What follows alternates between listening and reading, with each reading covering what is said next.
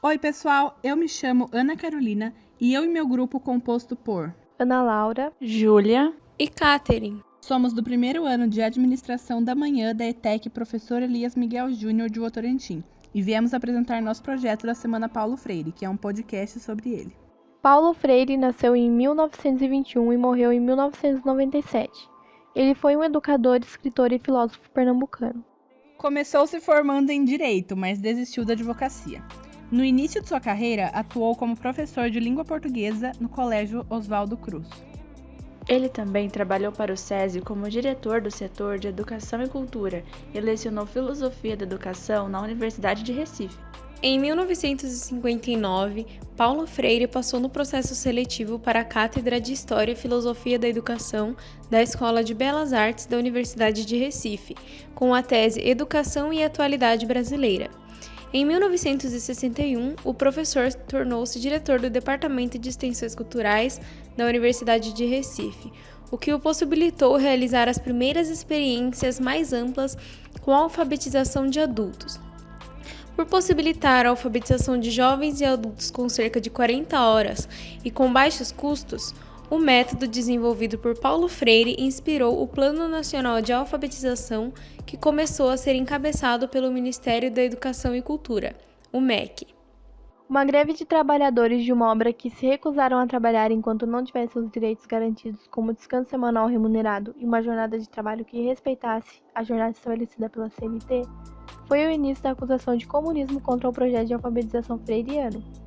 Empresários e fazendeiros, primeiramente do Rio Grande do Norte, não aceitaram a reivindicação dos trabalhadores, antes analfabetos e agora entendedores de seus direitos.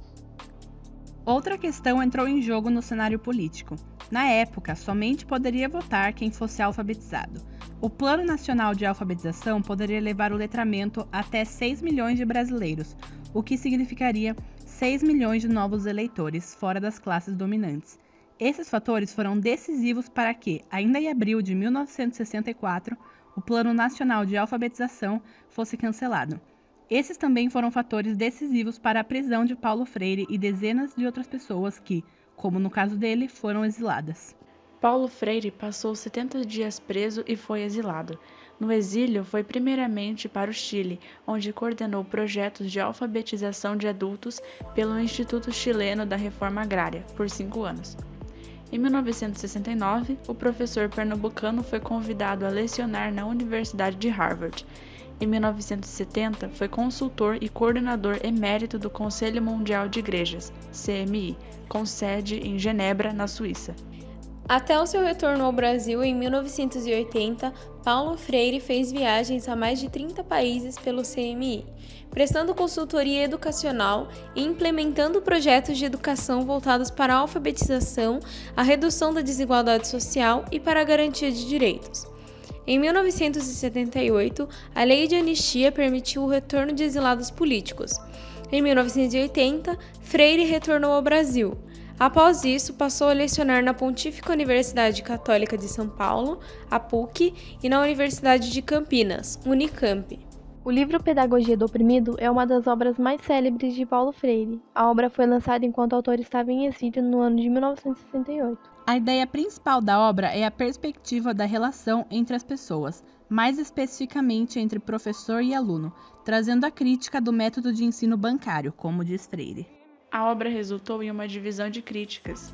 Críticos que iam contra diziam ser uma doutrinação de Paulo Freire, que o método de Paulo seria uma destruição à educação, e tinha os que diziam que seria a salvação, sabendo que essas críticas tinham mais uma relação política, já que Paulo havia fundado um partido político. O impacto desta obra é o pensamento atual de Paulo Freire, que defende a dignidade humana e traz pensamentos atemporais sobre a educação. Nas escolas que atendem à educação de jovens e adultos, Paulo Freire e seu método são extremamente citados, já que ele trouxe contribuições aplicadas até hoje, como retirar do professor o papel de detentor do saber e transferir para o aluno o papel de construtor e modificador de seus conhecimentos.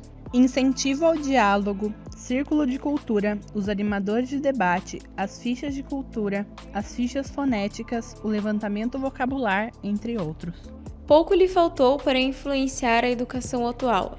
Sua valorização atuando como tal metodologia, mesmo que de forma não tão fiel ao método Paulo Freire, influencia o processo de ensino-aprendizagem nas escolas do segmento EJA de todo o Brasil. Esse foi nosso projeto, espero que tenham gostado.